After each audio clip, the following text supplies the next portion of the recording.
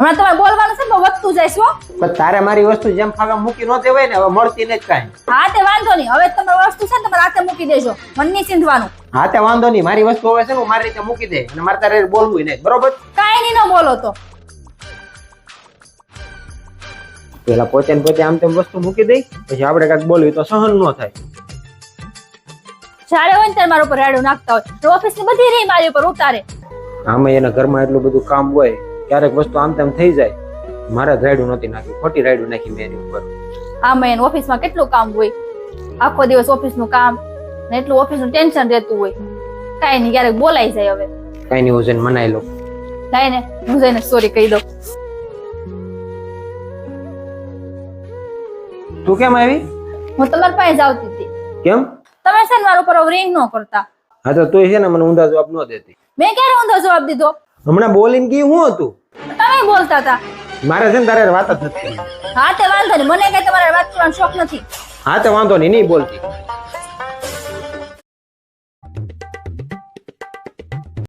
દીદી, શું છે? મેં તને ઓલા 5000 આપ્યા તે ક્યાં છે? હું ક્યાં છે? તમને કીધું તું 5000 માંથી વાત સીધા કરે એવી એમ. હા એનો વાંધો નહીં, હજી એક 5000 આપું છું, મોઢું સીધું કરે જા. જયારે હોય ત્યારે આકા સુકા મોટા કરતી હોય.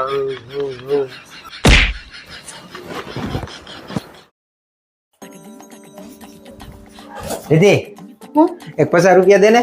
50 રૂપિયા? હા. હું પણ જ્યારે હોય ત્યારે પૈસા માગ કરો છો. 50 રૂપિયા, 20 રૂપિયા, 100 રૂપિયા, કોઈ દી તમારા પાસે પૈસા હોય જ નહીં. જ્યારે હોય ત્યારે મારા પાસે પૈસા માંગો તમે.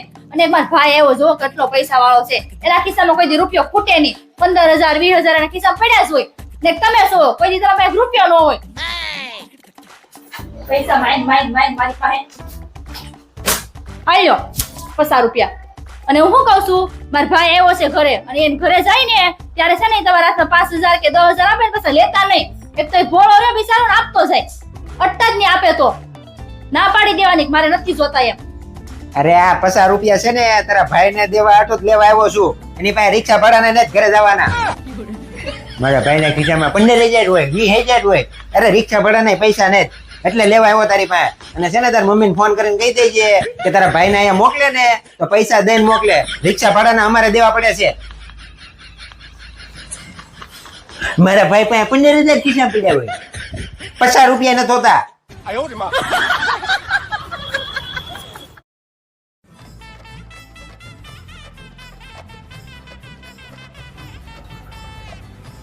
ये क्या है?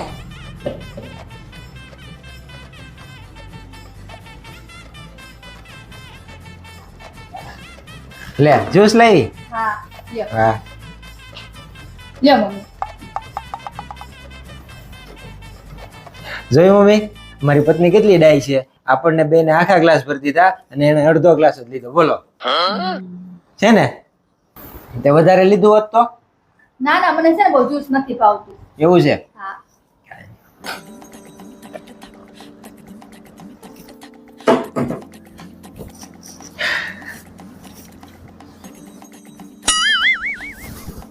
તને શું લાગે તારી પત્ની ડાય છે? હા.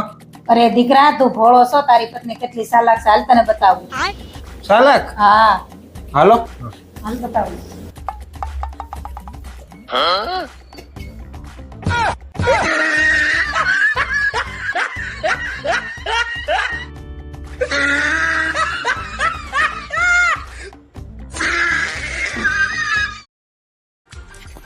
ઓય તમે જાવ ને બેકરી માંથી પનીર લઈ આવી દો ને. શું કામ? અરે મારા ભાઈ ને ભાભી આવે છે ને, તો મારે પનીર ટીકાનું શાક બનાવવું છે. એક મિનિટ, કાલે જયારે મારા ભાઈ ને ભાભી આવ્યા ત્યારે શું બનાવ્યું તું? બટેકાનું શાક ને રોટલી. હા તો બસ ઈ જ ગરમ કરીને છે ને તારા ભાઈ ભાભીને ખવડાવી દે જા.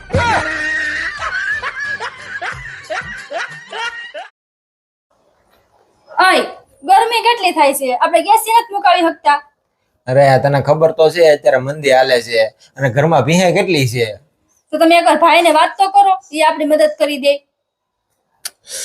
કાઈ નઈ લે.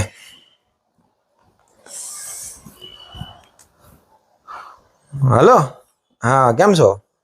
હા હું કહું છું થોડી મદદની જરૂર હતી. હા અરે એમાં એવું છે ને કે રીતિને છે ને ગરમી બહુ થાય છે તો ઘરમાં એક એસી મુકાવવું હતું. હા 2 ટનનું કે 2 ટનનું? ગમે એસી હાલ છે. 2 ટનનું હાલ છે. હા થેન્ક યુ. હા હા. કેમ થયું ભાઈ માની ગયા? અરે માની જ જાય ને, એકનો એક જીજાજી છું એનો. બસ હવે રાજી ને? હા.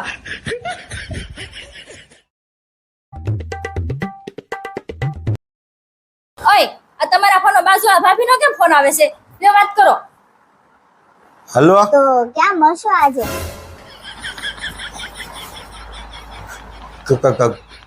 ક્યાં મળશો એટલે હું? અરે તમે જેવો સમજો છો ને એવો માણસ નથી હું. અરે હશે બીજા જેની પત્નીને મૂકી અને બીજી બાઈ હારે ફરતા છે. બાકી હું તો છે ને મારી પત્નીને બહુ પ્રેમ કરું છું. અરે હું તો અત્યારે મારી પત્નીને ઘરના કામમાં મદદ કરતો હતો.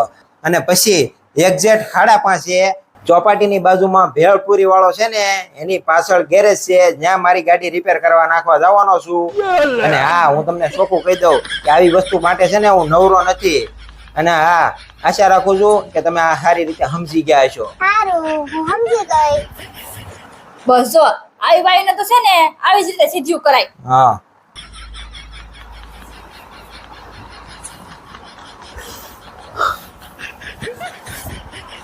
બાજુવાળા ભાભીએ તો પરસો વાળી દીધો.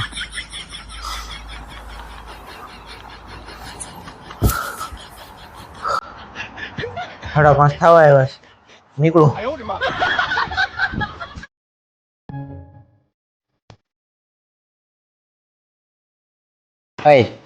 તારી આટો આ ડ્રેસ લાવ્યો છું, તારી ઉપર ખૂબ જ સુંદર લાગશે. નહીં, મારી બધી સુંદરતા તમે જ છો. એ કઈ રીતે?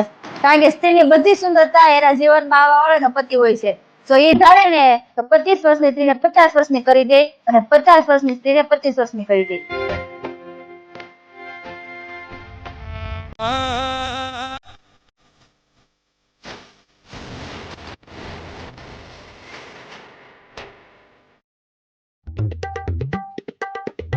અય તમને કહું, હા. આ પાગલ માણસો કેવા હોય?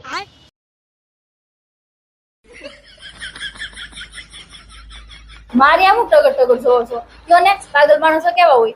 શું કેવા હોય? માણા જેવા માણા જ હોય, એમાં કઈ ફેરફાર ન હોય, ખાલી મગજ ઓછો હોય બસ. તો પછી આપણને કઈ રીતે ખબર પડે કે માણસ પાગલ છે? અરે હું કઈ રીતે ખબર પડે? એની હારે વાતચીત કરવી, એનો કોમન સેન્સ જોઈએ એટલે ખબર પડી જાય ઈ પાગલ છે કે નહીં એમ. તો પછી મને કઈ રીતે ખબર પડે કે હું પાગલ છું કે નહીં? હું કહું હો, જો તમારી ઓફિસ જોઈ છે ને? હા જોઈને. હા તે જા, મારી ઓફિસે જા અને ત્યાં જઈને જો હું શું કે નહીં. સારું વાંધો નહીં, હમણાં હું ફટાફટ જોઈને આવું. હા.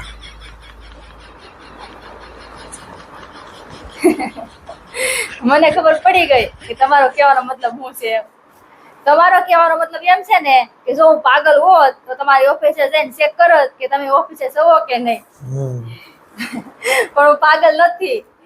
હું તમારી ઓફિસે નહીં જાઉં, હું અહીંયાથી ફોન કરીને પૂછી લઈ કે તમે ઓફિસે છો કે નહીં. લાવો ને, તમારો ફોન આપો ને, હું પૂછી લઉં તમે છો કે નહીં ઓફિસે. મારા ફોનમાં બેલેન્સ નથી ને એટલે હો.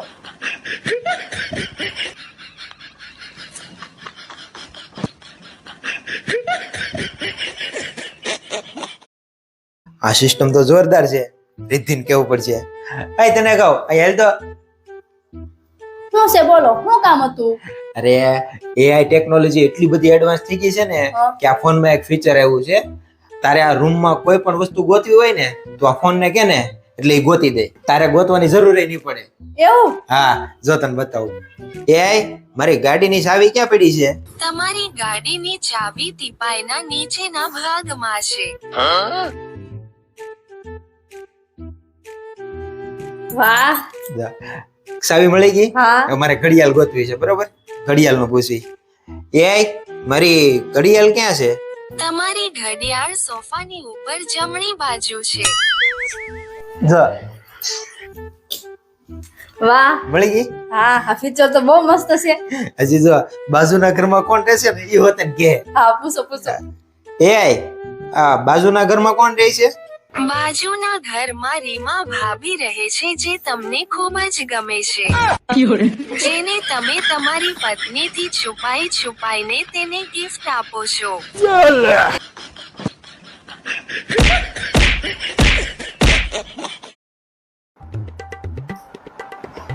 ઓય હા ત્યાં હું રૂમમાં બેઠી બેઠી કંટાળી ગઈ ને તમે ફોન જોવો છો મારે વાત કરો ને. સારું બોલ તો મારી વાત સાંભળ તારે વાત કરવી જોઈએ ને તો ગામની પંચાયત બિલકુલ નહીં કરવાની અને કોઈની નિંદા નહીં કરવાની. હવે બોલ જે તારે બોલવું.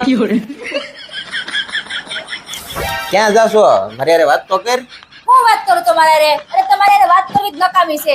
મારે તમારે હારે કાંઈ વાત નથી કરી. અને હું જાઉં છું શેરીમાં બાવી હારે બેસવા. પંચાયત કરવા.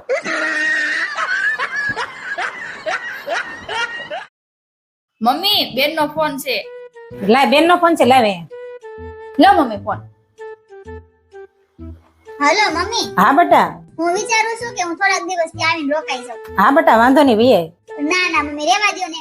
હું ત્યાં આવે ને તો કોઈને તકલીફ પડશે. અરે બેટા, આ તારું ઘર છે, બીજાને શું તકલીફ પડે? હવે રોકાવા તું તારે. સારું મમ્મી, તો હું થોડાક દિવસ રોકાઈ જાઉં. હા તે ભાઈને લેવા મોકલું. અરે ના ના મમ્મી, ભાઈને તકલીફ નથી દેવી, હું એકલી આવી જાય. હા વાંધો નહીં વીએ. એ હા મમ્મી, હા કાપું. કાપુ. મમ્મી બેન શું કહેતા હતા ફોનમાં? અરે બેન એમ કહેતી હતી કે થોડાક દી રોકાવા આવું. કેમ? આ હું કેમ? આ એનું જ ઘર છે, રોકાવા ન આવે? અરે ના ના મમ્મી, મારો કહેવાનો મતલબ એમ છે કે બેન વાત તો નથી કરી તો અચાનક કેમ આવે છે? અરે કીધા વગરની કાઈ નથી આવતી. થોડાક દી પહેલા મારે એની હારે વાત થઈ ગઈ હતી. તો મમ્મી બેન એને હાઉન પૂછીને આવતા હશે ને? અરે એમાં એને હાવું ને શું પૂછવાનું હોય? ઈ એના ઘરની વહુ છે, નોકરાણી થોડી છે કે બધું કામ પૂછીને કરે. હા મમ્મી, એ વાત તમારી હાચી. બેની ઘરના વહુ છે, એ નોકરાણી થોડા છે બધા કામ હાઉન પૂછીને કરવાના હોય. અરે ઈ તો એની નણંદ આવે છે ને એટલે બેન અહીં રોકાવા આવે છે. ઠીક, એ નણંદ આવે છે એટલે બેન અહીં આવે છે. હા. તો મમ્મી એને ઘરના કામ કોણ કરશે? અરે ઈ માં દીકરી છે ને, કરી નાખશે. પણ મમ્મી બેન તો એમ કહેતા હતા ને કે હાહુ ને હાથ પગનો દુખાવો છે. અરે તને શું ખબર? ઈ તો એને હાહુ બહુ બોલી છે, એના બધા નાટક છે. ઈ તો હાથ પગ દુખતા હશે ને તો દવા લઈ આવશે ને કામ કરી નાખશે. પણ મમ્મી બેન કેટલા દિવસ રોકાવાના છે? અરે જ્યાં સુધી એને નણંદ રોકાય ત્યાં સુધી બેન અહીં રોકાશે. એવું છે? હા. સારું સારું, હાલો મમ્મી હું જાઉં. અરે તું ક્યાં જાશો? મારે પિયર. અરે તે પેલા કોઈને વાત તો ન કરી, કોને પૂછીને જાશો? અરે મમ્મી હું આ ઘરની વહુ છું, કઈ નોકરાણી થોડી છું કે બધા કામ તમને પૂછીને કરું. અરે બેટા તું વઈ જાય તો ઘરના કામ કોણ કરશે? પણ મમ્મી બેન તો આવે છે તો માં દીકરી બે મળીને ઘરનું કામ કરી નાખજો. અરે તું કેટલા દી રોકાય? બેન જ્યાં સુધી અહીંયા રોકાય ને ત્યાં સુધી મારે પિયર રોકાય. સારું હાલો મમ્મી હું હવે જાઉં.